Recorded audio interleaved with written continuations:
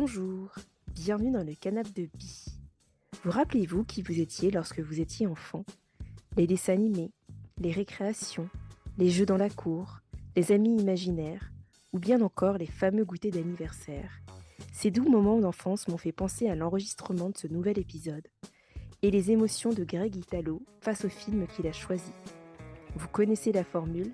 N'hésitez pas à me laisser 5 étoiles sur Spotify ou Apple Podcast. Installez-vous confortablement, faites comme chez vous et bonne écoute.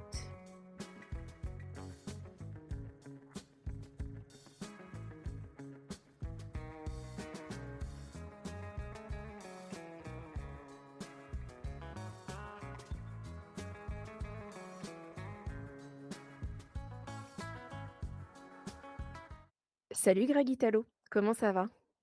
Eh bien, ça va très, très bien. Et toi? Bah très bien, c'est un plaisir de t'accueillir pour ce nouvel épisode.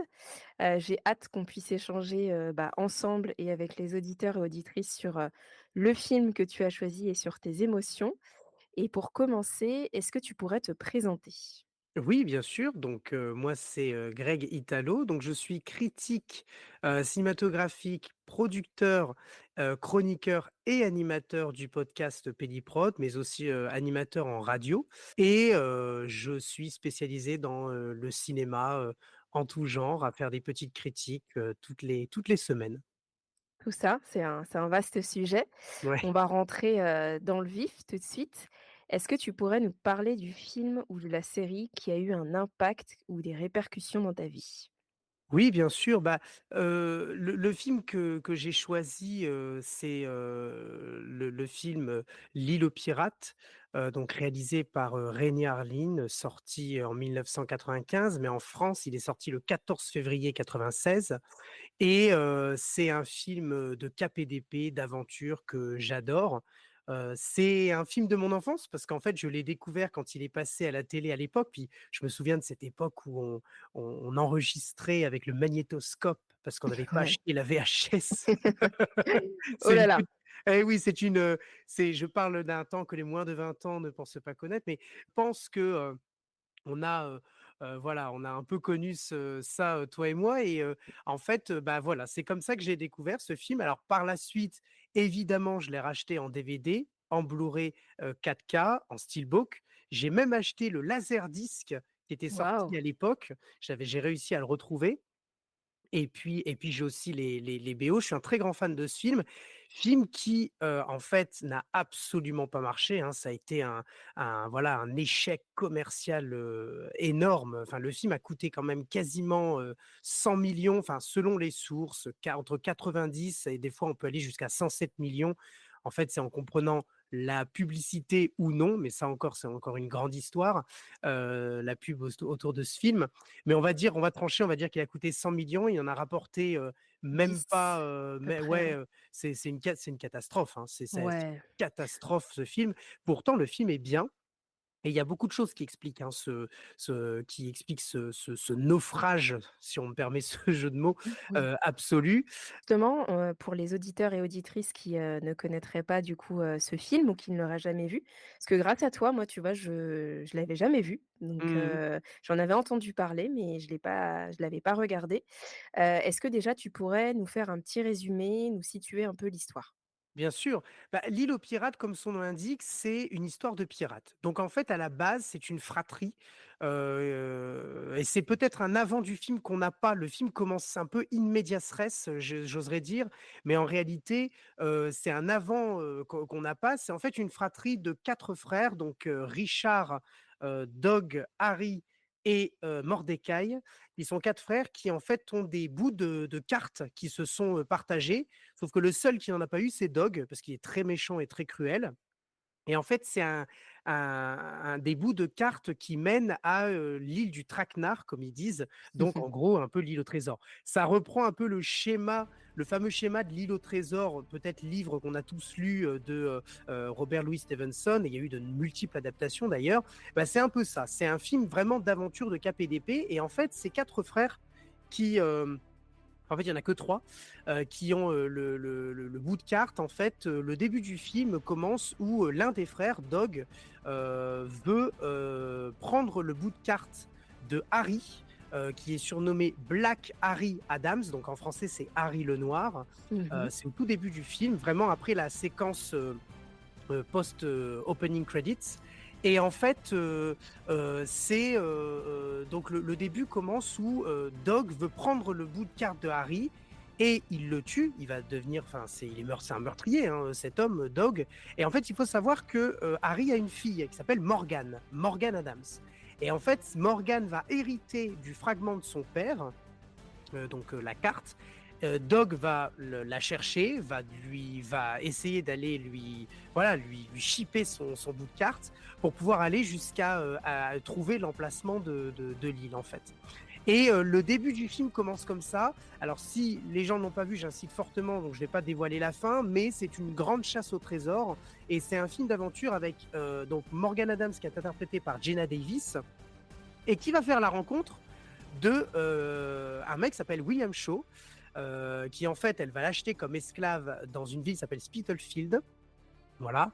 Et en fait, pourquoi elle a besoin de lui? Parce qu'il pense que la carte est écrite en latin dessus pour pouvoir trouver l'emplacement du trésor. Alors qu'en fait, pas du tout. C'est pas, enfin, il y a une partie qui est écrite en latin, mais l'autre partie, en fait, c'est écrit à l'envers.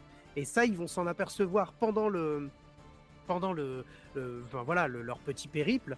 Et donc, c'est un peu une espèce de film où on va suivre deux personnages vont un peu tomber amoureux aussi, hein, parce qu'il y en a, donc il y en a une, c'est une flibustière qui est quand même la fille de Harry le Noir, qui était le pirate le plus redouté de son temps, voilà. Et l'autre, William Shaw, c'est son esclave, qui est en fait un voleur, un menteur fini, mais qui est un petit peu docteur quand même, voilà, parce qu'il va la soigner à un moment donné dans le film.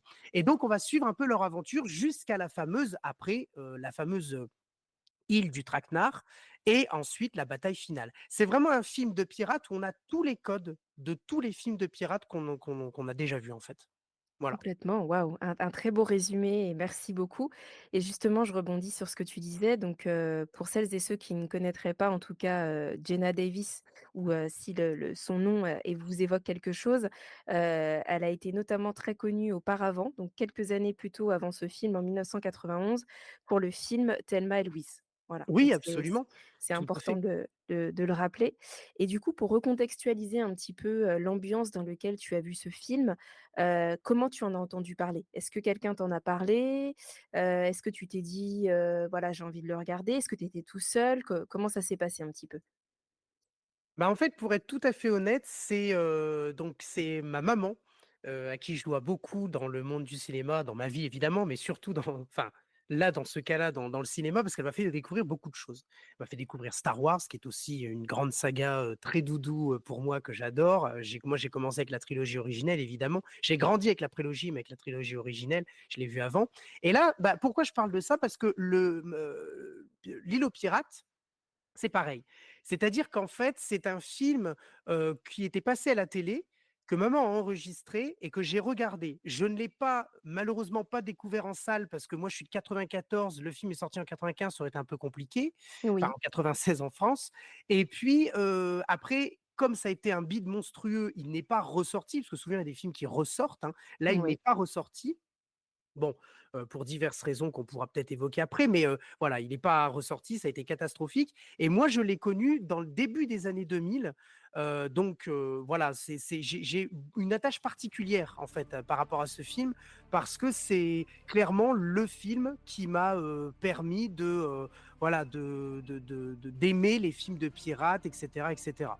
Et c'est absolument, enfin moi personnellement, j'adore. C'est ça qui m'a permis en tout cas d'aimer les films d'aventure et ensuite j'ai fait une collection, parce que je suis collectionneur, de tous les Oui. films de pirates. Donc par exemple, toutes les adaptations de l'Île au trésor, donc adaptées du roman de Robert Louis Stevenson, bah, je les ai toutes vues. Parce que c'est ce film-là qui m'a amené à aimer l'aventure, à aimer la piraterie, etc. etc. Voilà. Alors, du coup, tu parlais justement de l'impact que ça a pu avoir, dans ta vie. Est-ce que tu peux nous en dire un petit peu plus? Est-ce que c'est, un personnage sur lequel tu t'es identifié? Je te pose la question parce que c'est vrai que quand je l'ai vu, quand il y a des films que je ne connais pas, j'essaye toujours de ne pas avoir de préjugés sur le film. Ouais. C'est notamment la raison pour laquelle, par exemple, c'est peut-être un petit côté têtu de ma part, mais je regarde très peu les critiques de films. C'est-à-dire que je les regarde eux, en amont du visionnage d'un film, je préfère les regarder après. Et donc, par exemple, pour ce film-là, c'est vrai que ce qui m'a sauté, en tout cas aux yeux, je me suis dit: «C'était le personnage de Jenna Davis». Et donc du coup, moi, je te pose la question, est-ce qu'il y a un personnage ou des émotions en particulier qui ont provoqué quelque chose chez toi et qui ont fait que ça a eu un impact ou des répercussions dans ta vie? Bah, oui, en tout cas, la répercussion dans ma vie, elle a été directe parce que moi, j'ai adoré, ce film et à l'époque, donc je pense que c'est pour mes 7 ans. En fait, ma maman a vu que j'avais adoré ce film, j'avais adoré le KPDP et cetera et en fait, du coup, elle m'a fait un anniversaire, pirate. Mais attention, l'anniversaire pirate qu'elle a organisé, c'est pas, tout le monde vient déguisé, quoi. C'est, vraiment elle a élaboré une grande chasse au trésor dans la maison de ma marraine, elle a une très, très grande maison à côté de Lille et elle avait vraiment dessiné la carte de la maison. On avait des costumes exactement comme dans le film. On Oui. avait, comment dirais-je?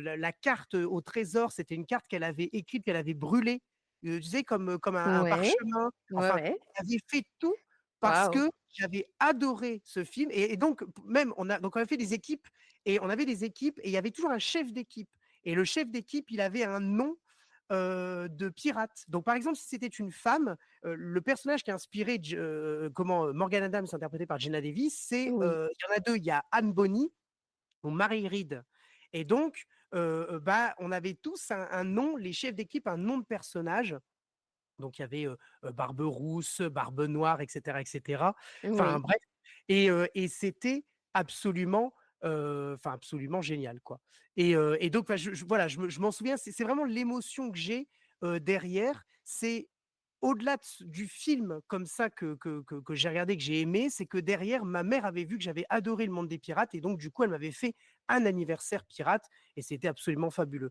Donc en fait, à chaque fois que je le regarde, je me rappelle un peu, même si j'étais jeune, j'ai des bribes des petits souvenirs, de cet anniversaire qui était absolument, absolument fabuleux, quoi. Complètement, waouh! Eh ben, écoute, tu nous as transportés dans l'univers des pirates, mais c'est vrai que du coup, tu vois, par exemple, ce qui m'a beaucoup marqué, c'est pas forcément un genre de film dont j'apprécie. Je peux en regarder de temps en temps, mais Mmh. c'est pas le genre de film que j'apprécie particulièrement. Mais ce qui m'a sauté aux yeux, il y a eu plusieurs éléments au début, c'est que déjà la musique. Tu es dans l'ambiance tout de suite, je trouve que ça, c'est hyper intéressant et je trouve que la musique, elle fait vraiment partie, en fait, Elle est du incroyable cette elle est musique, incroyable elle est et incroyable. en faisant un petit peu quelques recherches pour préparer cet épisode, je me suis rendu compte, en fait, que le compositeur de cette musique-là, c'était aussi le compositeur, en fait, comment dire? Du manoir de fantômes qu'on retrouve dans les Disneyland. Ouais, Ah bah, tout à ouais, fait. tu vois? Donc il y a on sent qu'il y a vraiment l'univers déjà, sonore est là, est présent et puis, je trouve que la force aussi de ce film, même si voilà, on pourra en reparler par la suite, ça a été compliqué et ça a été même catastrophique concernant, la production, les pertes et cetera. Ce qui a été assez beau aussi, c'est les plans. Alors Ouais, j'ai trouvé carrément. ça assez marrant, mais je pense que, plus jeune, je m'en serais pas aperçue. Mais on voit au début, que ça se passe en Jamaïque, et cetera et moi, ce qui m'a frappée, c'était de voir, en fait, que c'était en Thaïlande. Oui, Tu vois? Pour y être, déjà allée. Donc du coup, ça a été, pour celles et ceux qui ne connaîtraient pas, ça a été tourné à Phuket et aussi à Krabi, donc dans le sud de la Thaïlande et c'était marrant, en fait, de voir toutes ces petites choses-là. Toi, justement, ce qui te plaît dans l'univers, des films de pirates, c'est quoi? C'est l'aventure? C'est, l'appel à l'aventure? C'est la quête? Qu'est-ce qui t'attire, justement? Ou c'est il les y a décors? C'est ouais. les costumes? Il y a énormément de choses.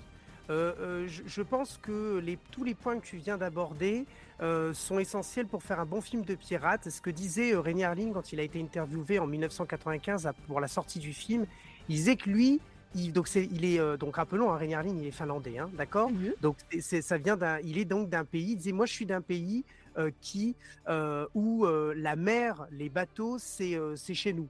C'est-à-dire que tout ça, j'ai grandi avec, je connais et j'ai suivi, il disait, hein, tous les films de pirates qui sont sortis jusqu'à ce qu'on lui demande, enfin qu'il ait l'idée, parce qu'on lui a pas demandé, il a eu l'idée, puis ensuite il a eu la production de la Carolco de faire un film de pirate. Et en fait, toutes ces choses, ces procédés cinématographiques, il y en a plein. Donc il y a effectivement la musique, il y a évidemment la narration, il y a les décors, il y a la photographie, il y a plein de choses. Alors moi, quand je regarde un film de pirate, pour moi, c'est typiquement exactement ce qu'il faut faire. Après, en termes de réalisation, oui, il y a des choses qui vont pas dans ce que Rémi Harlin propose, mais il a eu beaucoup de mal pour le tournage. Dès le début, il avait un directeur de la photographie. Le directeur de la photographie s'est cassé le pied. Donc, il a dû en urgence en trouver un autre. Donc, il a dû donc changer d'équipe. À noter du coup que le début du film, c'est le directeur de la photographie qui était prévu, mais la suite, les trois quarts, pour ne pas dire 4 cinquièmes, c'est c'est un autre, directeur de la photographie qu'il a trouvé, sur le tas parce que, avec une nouvelle équipe, parce que l'autre s'était cassé le pied. Bon, il y a plein de choses comme ça qui ont fait pareil, l'acteur principal, donc Matthew Modine avec Geena Davis, ça devait pas être lui, hein, à la base, il y avait plein de Mmh. noms qui avaient été cités, notamment, Michael Douglas, Oui. Michael Douglas, n'a pas pu parce que finalement, il avait pas le temps et c'est surtout qu'il avait été extrêmement jaloux que, en fait, c'est un peu quand même le film, c'est Geena Davis, quoi. C'est Ouais, complètement. la femme aventurière et ça, Michael Douglas n'avait absolument pas aimé parce qu'il voulait avoir le même temps d'écran, enfin d'apparence, d'apparition pardon, à l'écran. Enfin bref, donc il a pas fait. Suite à plusieurs, un très, très grand casting qui était proposé, bah, en fait, c'est Matthew Modine qui l'a eu et puis aussi n'oublions pas que Matthew Modine a été choisi parce qu'il savait déjà se battre avec une épée, hein. Il Oui. était un petit peu, dans l'escrime, il était sportif, ça convenait parfaitement. Quand je dis sportif, n'oublions pas qu'il y avait des cascadeurs sur le tournage et ça, c'est très important pour un film de pirates, il faut des combats. Et c'est un film où on a combat, donc cap et d'épée, des batailles navales. Alors là, on est servi à la fin du film, on a littéralement une maquette, la réplique du vaisseau, enfin du navire, pardon, qui est sur l'eau en maquette qui explose. Et c'est une réplique énorme hein, du directeur artistique, chef décorateur qui s'appelait Norman Garwood, si je ne me souviens pas, si je me souviens bien. Mmh. Et en fait, tout ça, c'est important dans un film de pirate. Et en plus, avec les décors, les costumes, pareil, les décors, les costumes, il y a eu, je ne sais plus combien de costumes qui ont été faits. C'est, donc, l'excellent, costumier Enrico Sabatini, qui est un costumier italien qui avait été recruté par la Carolco et qui a travaillé avec Rémi Harlin. Il y a eu un très gros travail de pré-prod où avant même de tourner, il fallait avoir tout, les costumes, les décors, et cetera. Et on parlait aussi des décors naturels. Donc ça a été tourné en Thaïlande, mais il ne faut pas oublier que les décors où il y avait des bâtiments, des maisons, notamment quand ils sont à Port-Royal, Oui, en fait, ils sont à Malte exactement. et c'est là où j'ai quelque chose à expliquer par rapport Malte, c'est que, moi qui suis un très grand fan de ce film, j'ai eu l'énorme chance de pouvoir voyager à Malte il y a 2 ans et je Oui. suis allé là où ils ont tourné. J'ai Oh! reconnu exactement, donc c'est au Malta bah, pardon, c'est la Mediterranean, attention, pardon, l'accent, hein, Oui, c'est pas bon, oui, Film Studio, voilà. exactement.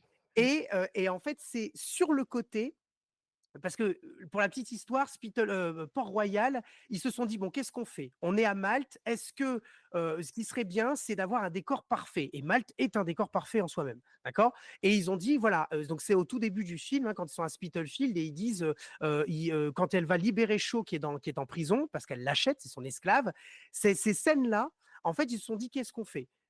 Est-ce qu'on tourne vraiment dans Malte pour avoir vraiment des décors magnifiques? Parce qu'il y a une Mmh. très belle architecture. Mais le problème, c'est que si on fait ça, eh ben, ça va durer très longtemps et en plus, on va déranger les locaux, les Maltais. Donc, ils ont dit, c'est pas grave, on prend tous les plans et on refait tout. Donc, ils ont tout refait, tous les bâtiments Waouh! intégralement au OK. Mediterranean Studio, Studio. voilà.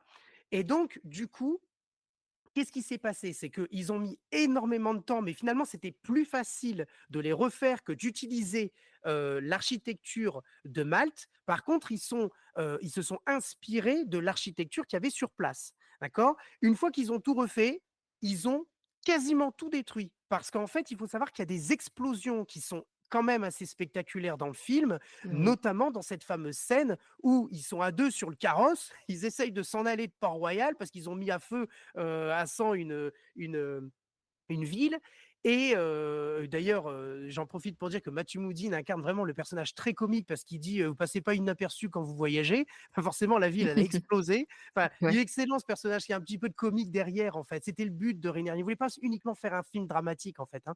Et en fait, quand on les voit passer en carrosse, tout ça, ça a été construit. Tout, tout a été OK. construit à la main, d'accord? Et il faut savoir que tous les figurants, je sais plus combien ils étaient, je crois que c'est sans déconner, je crois qu'ils étaient un millier, en fait. Il Waouh! fallait tous les habiller et c'est là où Enrico Sabatini a eu l'idée de les habiller avec des vêtements d'époque, donc il fallait les designer et cetera, hein, Oui. mais avant de les faire mettre, il fallait les délaver pour qu'ils paraissent, sales, Ah! d'époque. OK. Voilà. Et donc tout ça contribue à faire un bon film de pirate. En fait, Ouais. c'est ces petits détails qu'on va rechercher, c'est René Harlin qui le dit, hein, c'est dans le petit détail qui vont faire que les gens vont se sentir totalement immergés dans un film de pirate. Et Com après, il y a la musique, évidemment. Bah, alors là, la musique de John Denner qui est absolument géniale. C'est la seule chose d'ailleurs qui a reçu une distinction, parce que sinon le film a totalement bidé malheureusement. oui. Il n'a eu aucune distinction et c'est juste John Debney qui a eu un award, pas un Academy, hein, pas un Oscar évidemment, mais je ne sais plus lequel. Il a eu une récompense et pour ça, mais c'est tout. Et c'est dommage parce que la musique est géniale, mais c'est ce qui rend le film très, aventure en fait, hein.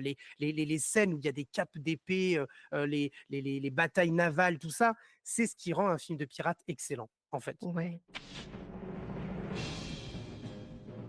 Cap sur l'île du Traquenard. Souk est ferme. Tu rames pas, toi? Vas-y à la nage si tu préfères. On peut pas parier, capitaine. On manque de provisions à bord. Une bouche de moins à nourrir. Vu les circonstances, on devrait s'associer. 50-50. 60-40.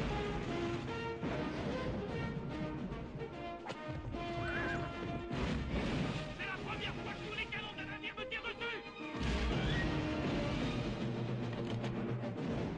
Donne-moi cette carte. Donne-moi un baiser. T'es venu me voler mon trésor, hein? Allez, finissons-en.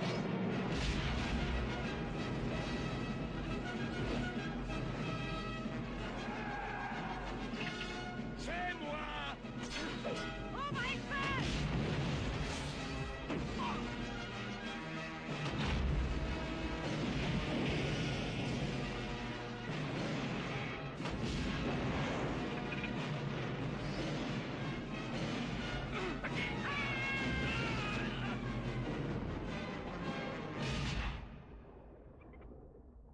Musique.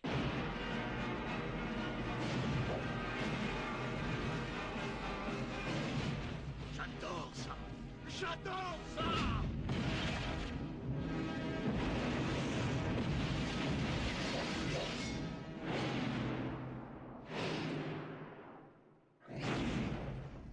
Ouais, waouh, on est captivé par tout ce que tu dis et du coup pour rajouter un petit peu plus, quand tu parlais de Malte, donc apparemment en fait le film Mission Cléopâtre, donc qui a été réalisé par, Alain Chabat, il y a quelques scènes aussi qui ont été tournées dans ce même studio de production et donc tu vois comme quoi, Ah beh, il y c'est a pas étonnant, hein, Gladiator a été filmé quasiment entièrement à Malte. Enfin, il y a, Jurassic World, le dernier Dominion, a été, filmé à Malte. World War Z, il y a une bonne partie qui a été tournée à Malte parce qu'en fait, c'est vraiment un terrain, en fait, déjà très, très joli et puis c'est des studios, en fait et c'est des studios où déjà c'est une île. Rappelons que Malte est une île, bien donc sûr. il y a pas de problème vis-à-vis des voisins. Il y a juste, à ne pas embêter trop les locaux, mais par rapport aux voisins, s'il y a une frontière ou pas, il y en a pas. C'est une île, en fait. Et c'est aussi ce qui fait l'importance des films de pirates, c'est que comme il y a une île, ben, comme c'est une île et qu'il y a de l'eau à côté, bah, du Oui. coup, c'est parfait pour les batailles navales. Et j'en profite pour terminer sur Malte, c'est que à l'époque, Malte était le seul studio à avoir le plus gros réservoir d'eau du monde. Ça veut dire quoi? Ça veut dire que quand on fait un film de pirates, c'est très compliqué de tourner directement en mer parce Oui. que la mer, il y a les courants, il y a les vagues, il y a les tempêtes, tout ça on maîtrise pas. Quand on tourne dans un studio avec un tank d'eau, un réservoir pardon, d'eau, Mmh. et ben, en fait, tout est maîtrisable Et Rémi Harlin a dit que c'était l'une des choses qu'il avait faites dans sa vie qui était la plus jouissive, c'est qu'il pouvait maîtriser l'eau, il pouvait maîtriser le vent, il pouvait maîtriser les vagues, chose qu'on ne peut pas faire quand on tourne réellement dans la mer. Et à l'époque, c'était le plus grand réservoir d'eau pour des films de pirates, de bateaux, enfin voilà. Après, il y a eu le réservoir, le gros réservoir du Mexique, au Mexique, qui a servi, il me semble, pour Titanic. Et pour un autre film de René Harlin qui est Deep Blue Sea, Peur bleue, avec le requin. Sinon, quand il a tourné, à l'époque où il a tourné L'île aux pirates, c'était ce studio à Malte. Et c'est ça qui, pour lui, il a dit, c'est parfait. Et effectivement, c'était très confort de pouvoir tourner des scènes Des dans la mer scènes, quand on maîtrise la mer quand même un petit peu. bien sûr, waouh!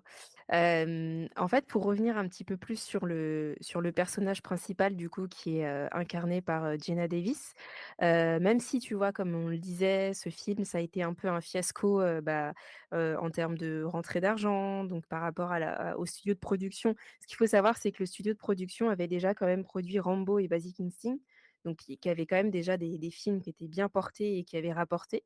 Donc du coup, là, pour revenir sur, le personnage principal, moi, en fait, ce qui m'a beaucoup marqué, j'ai trouvé qu'elle était très déterminée dès le début, très combative, qu'elle ne se laissait pas faire. Tu vois, elle est quand même entourée d'hommes, elle perd son père, sans spoiler, mais elle va être en conflit avec, un de ses proches, en tout cas de sa famille et je trouve que même si, voilà, le film, apparemment, en tout cas, médiatiquement, a été un fiasco et n'a pas eu, la critique ou la bonne critique escomptée. Si on se recentre sur le personnage en lui-même, en tout cas, je trouve que c'est, à l'ère d'aujourd'hui et notamment, post MeToo, je trouve que c'est un très beau personnage, en fait. Qu'est-ce que tu en penses? Oui, tout à fait. Bah, c'est-à-dire que c'est un personnage féminin qui, comme tu l'as dit, voilà, c'est une battante, elle est déterminée, elle sait ce qu'elle veut. Même Mmh. son oncle, donc Doc Oui. Brown, qui dit, voilà, enfin, pardon, c'est son oncle Mordecai qui dit, t'as toujours été une vraie peste,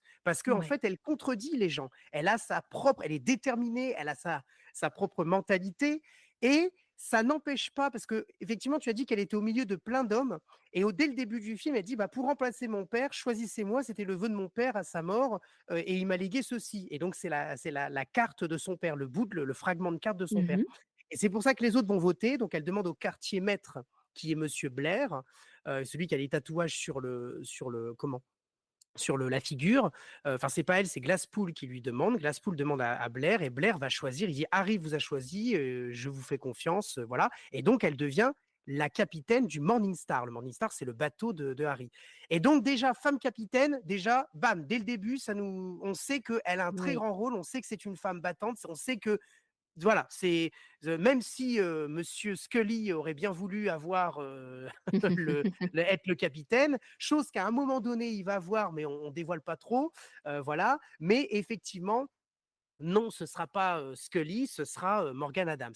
Alors pour revenir sur la figure mythique de Morgan Adams, on a dit elle venait de Anne Bonny et Mary Read, hein, les Oui, deux femmes pirates qui ont inspiré le personnage de Morgan Adams. Il faut savoir exactement. qu'une femme capitaine, ça existait. D'ailleurs, Anne Bonny et Mary Read ont réellement existé, premièrement. Mmh. Alors, au départ, elles ne s'aimaient pas trop, elles étaient un peu au conflit, mais après, elles se sont associées pour littéralement tuer les autres. Parce qu'elles se sont dit, plutôt que de se faire la guerre, autant, sachant qu'en plus, ce sont deux femmes, donc à cette époque-là, par rapport aux hommes, bah, une femme capitaine, c'était un scandale. C'était les mêmes limites, une malchance.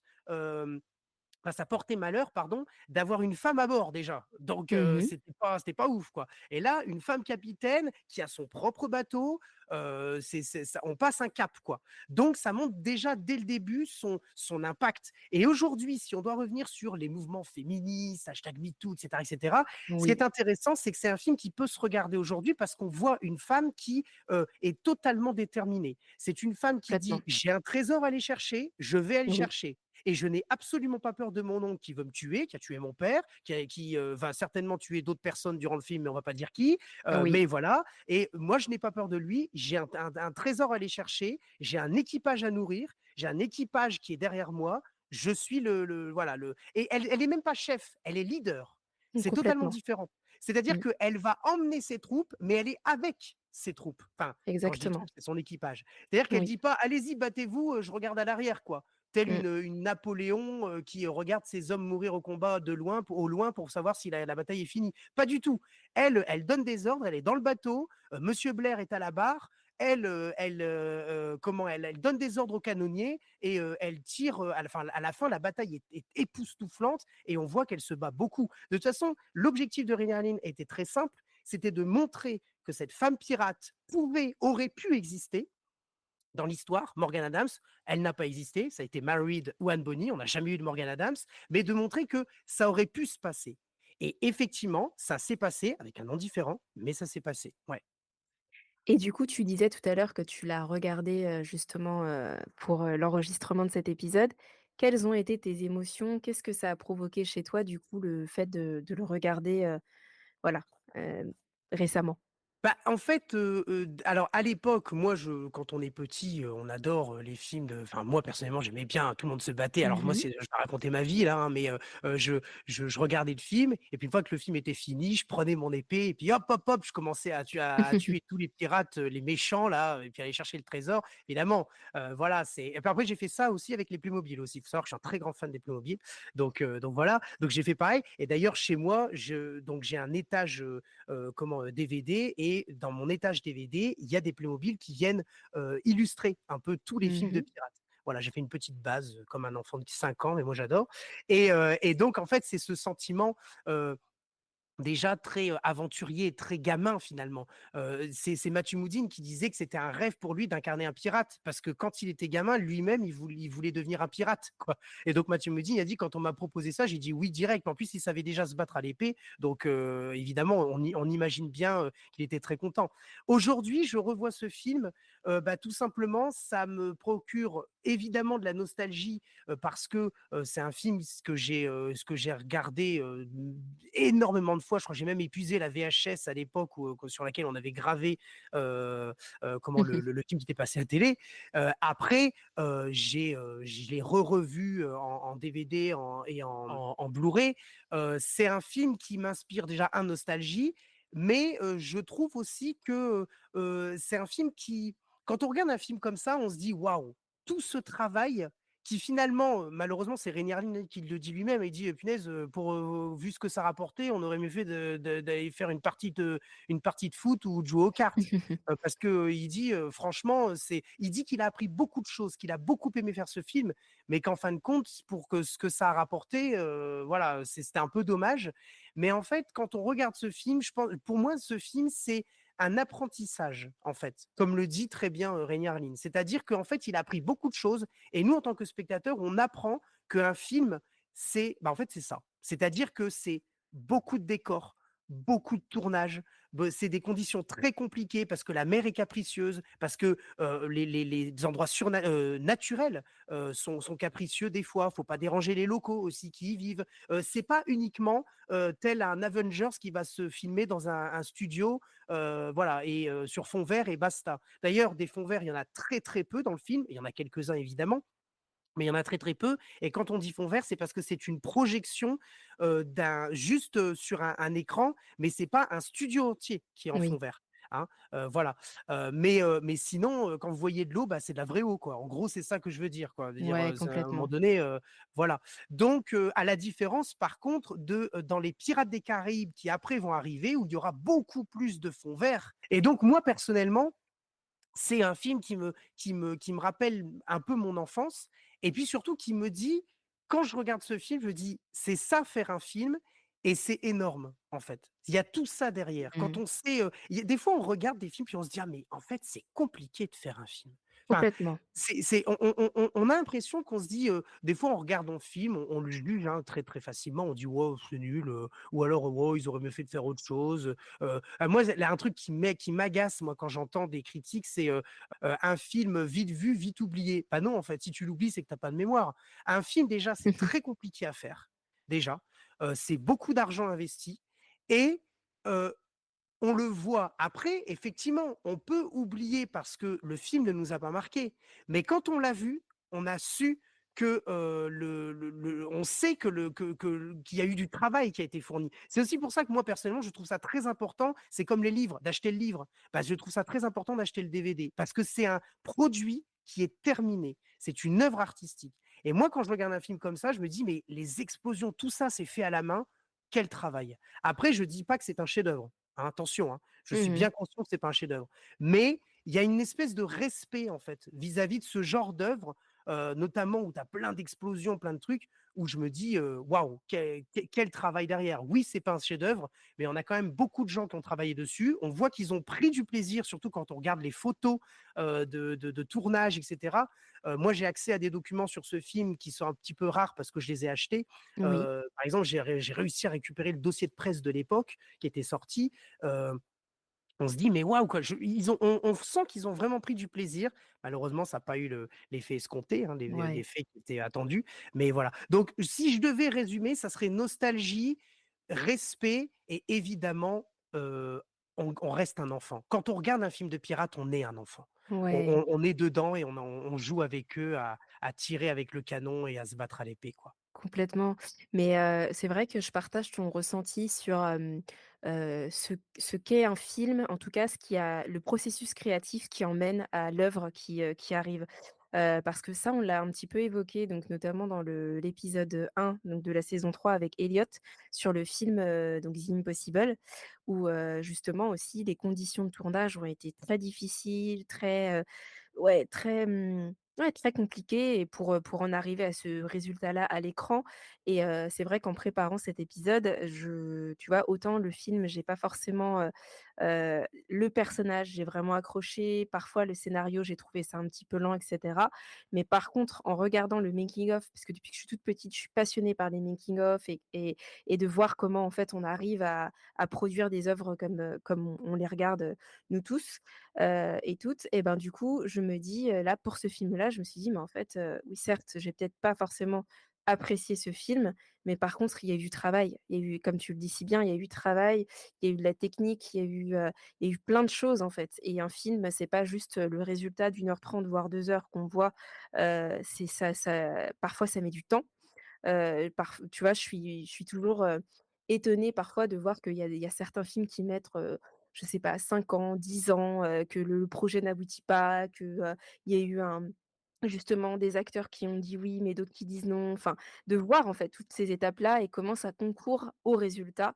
Je pense que c'est important de le ressouligner et du coup, pour aller plus loin, sur ce thème ou en tout cas pour élargir, est-ce que tu aurais des recommandations très succinctement de films ou de séries autour de ce thème?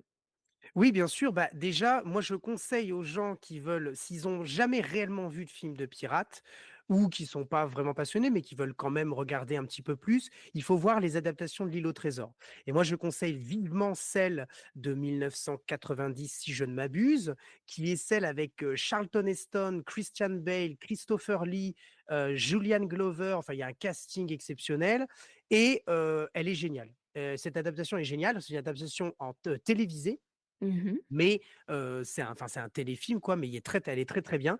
Il y a une adaptation de 2001 avec, Patrick Bergin, si, je dis pas de bêtises, qui est pas mal, que j'avais en VHS aussi et après il y a la première adaptation de 1934 qui est en noir et blanc. Il y a celle de 1950, de Disney, qui a fait ça. Alors c'est des vieux films, hein, évidemment et puis après, si on veut vraiment aller dans des films comme ça, moi, je recommande toujours, les films de pirates qui essaient de se rapprocher vraiment des pirates. Parce que Pirates OK. des Caraïbes, par exemple, c'est un film de Oui. pirates, mais il y a plein de choses qui sont fausses, qui sont pas vraies, qui sont pas bonnes. Même si le film est très divertissant, ça reste Mmh. du Disney.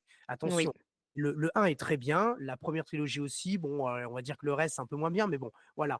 Par contre, moi, je recommande un film qui s'appelle Le Pirate des Caraïbes, avec OK. Robert Shaw et James Earl Jones, si je ne dis pas de bêtises, il me semble qu'il joue dedans. C'est un film génial, c'est un film Ouais. d'aventure il est en couleur, hein, pour ceux qui voudraient s'inquiéter. Je crois qu'il est des années 70. Je crois qu'il est 76, mais il faudrait vérifier et c'est un film absolument génial. C'est très drôle et je pense quand Rémi Harlin disait qu'il avait vu des films de pirates et qu'il avait essayé de rester dedans. Il fallait pas être à côté. Tu vois, c'est comme si on veut faire un film de Oui, super-héros, faut pas être à côté, quoi. Bah là, c'est pareil. Je suis quasiment convaincu qu'il a vu ce film parce que moi, j'ai découvert ce film bien après avoir vu L'île aux pirates. J'ai découvert ce film, pour ne rien cacher, l'année dernière. Et quand OK. je l'ai regardé, ça m'a énormément rappelé L'île aux pirates. Donc c'est un film, c'est pas la même histoire, on est bien d'accord, c'est pas la même histoire, Mmh. mais alors il y a des personnages qui font écho au film de Rémi Harlin. Il y a même des plans qui sont, je pense, en fait, Rémi Harlin a voulu faire une espèce d'hommage à ce film. Il y a plein de choses. Enfin voilà, moi je recommande ce film. Et puis en série, si vous n'êtes pas trop film, il y a une série s'appelle Black Sails, qui est une série qui a commencé en 2014 et qui a fini en 2017 et à 4 saisons. Et en fait, Black Sails raconte ce qui s'est passé, si je me souviens bien, avant l'île au trésor. C'est-à-dire avec le capitaine Flint, le Long John Silver, donc avant l'histoire du roman de Robert Louis Stevenson, en fait. Hein. Voilà. Voilà, si on est plus format série, quoi. Mais des films de pirates, il y en a. Des séries, il y en a qu'une seule. Moi, j'en connais qu'une seule. Mais enfin, après, s'il y a des séries animées, après, c'est différent. Oui. Mais c'est un univers. On n'accroche pas, on accroche. Je pense qu'il faut au moins en avoir vu un pour pouvoir juger cet univers parce que je trouve que c'est absolument passionnant. Et justement, tu parlais de séries animées. Moi, ça m'a rappelé un souvenir d'enfance. Je ne sais pas si tu le connais, mais ça s'appelle La Famille Pirate. Ah ouais, bien sûr. Ça, Voilà, c'est une série TV, ouais, tout à ouais fait, qui et passait le matin. Ouais, ouais. exactement et donc ça m'a rappelé ça et pour, vraiment se focaliser sur le personnage de Gina Davis, et avec sa détermination, sa confiance, pour aller plus loin, moi, ça m'a fait penser à plusieurs films, notamment Kill Bill, avec, Ouais, bien le sûr. personnage donc qui est porté par, l'actrice Uma Thurman. Sans vous spoiler, mais en tout cas, dans ses capacités, dans son caractère, dans sa détermination et comment elle avance au fil de la narration, ça m'a fait penser à ça. Ça m'a également fait penser avec, La revanche d'une blonde.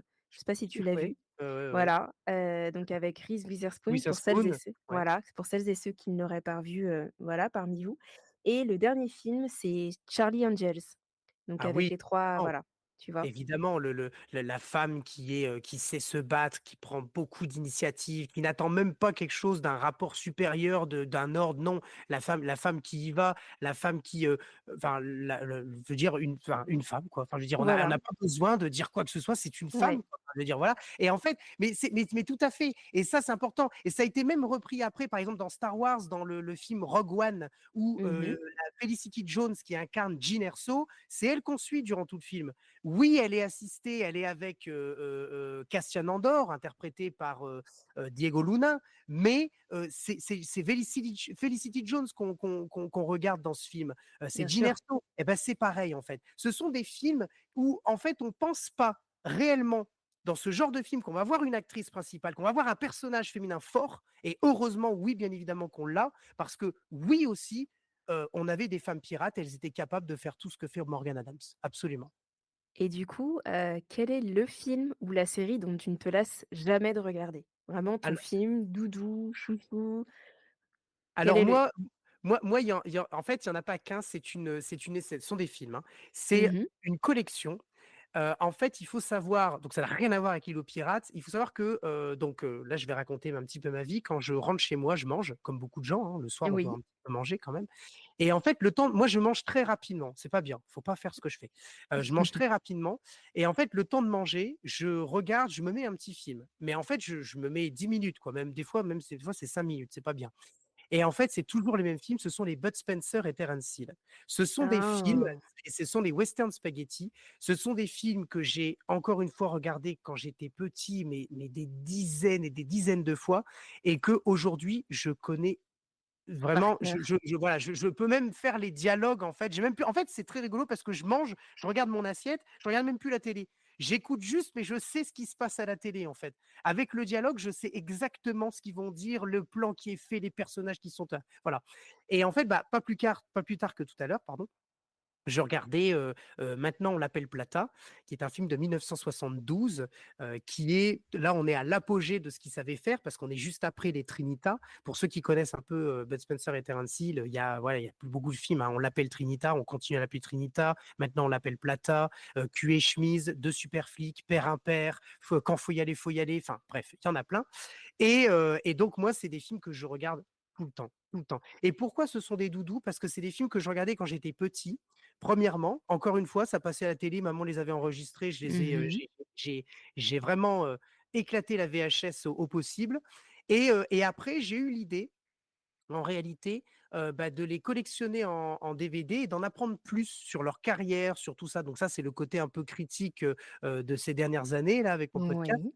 et c'est clairement des films doudous parce que, on se rend compte qu'il y a enfin moi je me suis rendu compte qu'il y a plein de choses qui sont liées. C'est quasiment toujours la même, équipe, de personnages secondaires, avec Riccardo Pizzuti, parce qu'ils sont quasiment tous italiens évidemment, c'est des western spaghetti, Oui.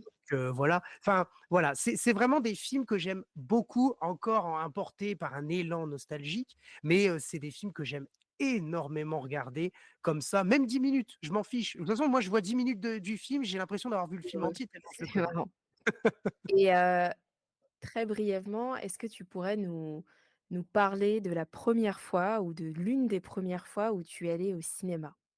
Tu t'en Alors, souviens? étonnamment, je te dirais que je suis cinéphile, j'adore le cinéma, mais en fait, je Oui, vais assez rarement au cinéma. Alors je d'accord. m'explique, hein, avant qu'on me: «Ah, c'est un scandaleux, il adore le cinéma, il va jamais au cinéma». Pas du tout, on est dans le canapé de Bi, donc on peut regarder, le cinéma sur son canapé où on veut, en fait, donc non, Tout à pas de fait. jugement ici. C'est tout à fait vrai, c'est tout à fait vrai. Mais en fait, en réalité, je n'y vais que quand réellement le film m'attire beaucoup. Par exemple, OK, récemment, j'ai vu Le Comte de Monte-Cristo, qui est un chef-d'œuvre absolu, qui est à mon avis incroyable, le meilleur incroyable. film français de l'année 2024 et On est peut-être d'accord. 3 dernières années.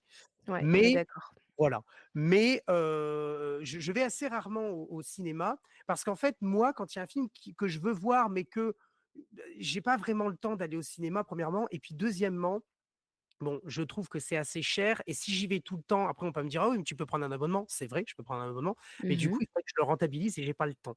Donc en fait, ce que je fais, c'est que j'attends la sortie physique, donc DVD ou Blu-ray. C'est pour cette raison que j'ai beaucoup de DVD et Blu-ray chez moi. C'est-à-dire que OK. moi, ça ne me dérange pas, c'est pas bien, hein, franchement, c'est pas bien pour le box-office, mais ça ne me dérange pas d'attendre la sortie physique du film pour pouvoir, le regarder. Parce qu'il y a des films que j'ai quand même envie de voir, mais voilà, quand je peux vraiment pas attendre, genre Le Comte de Monte Cristo, je paye ma place, on n'en parle Mmh. plus. Ah, ou un Star Wars et là, en plus, le problème, c'est que Star Wars, je la paye 3 fois ma place, tu vois? Enfin bref, parce que je vais le voir 3 fois parce que je suis une saucisse. Mais sinon, j'achète, le DVD ou le Blu-ray et pour revenir à ta question, pour recontextualiser, je vais assez rarement au cinéma et c'est pour te dire que je pense que je ne me souviens pas la première fois que je suis allé au cinéma. En revanche, ça doit être l'une des premières fois. Nous sommes dans les années 2000, en 2001, il y a une première grosse adaptation, enfin un gros film qui va être ensuite une série de films, qui vont être adaptés des bouquins. Je crois que le bouquin est sorti en 97, c'est bien Harry Potter. Et donc je suis allé voir, je me souviens très, très bien être allé voir Harry Potter et pourquoi je pense que c'est peut-être la première fois ou l'une des premières fois? Bah, tout simplement parce que j'étais jeune. Je suis de 94, le film est Mmh. sorti en 2001, donc je ne serais jamais allé voir un film comme ça avant. Ça, c'est déjà parce qu'avant il n'existait pas et ensuite parce que j'étais trop jeune et je me souviens très, très bien, je vais raconter un tout petit peu brièvement, mais j'ai eu peur. Je suis sorti de la OK. salle, Oui, j'ai c'est demandé à maman. compréhensible. C'est Oui, non, compréhensible. mais en fait, c'était la scène du troll. Le troll qui vient des cachots parce que c'est l'autre Quirrell là qui dit: «Ah, un troll dans les cachots!» Tu m'étonnes, c'est lui qui l'a fait rentrer. Enfin bref et en fait, le troll, il va dans les toilettes des filles et qui est dans les toilettes des filles? Hermione Granger. Donc Ron et Harry sont des super potes, ils vont essayer de la libérer et là, j'ai eu le moment, de frousse, mais énorme et je suis allé aux toilettes. Voilà. OK et est-ce que tu pourrais, nous donner une émotion qui vient clôturer tout ce qu'on vient de se dire?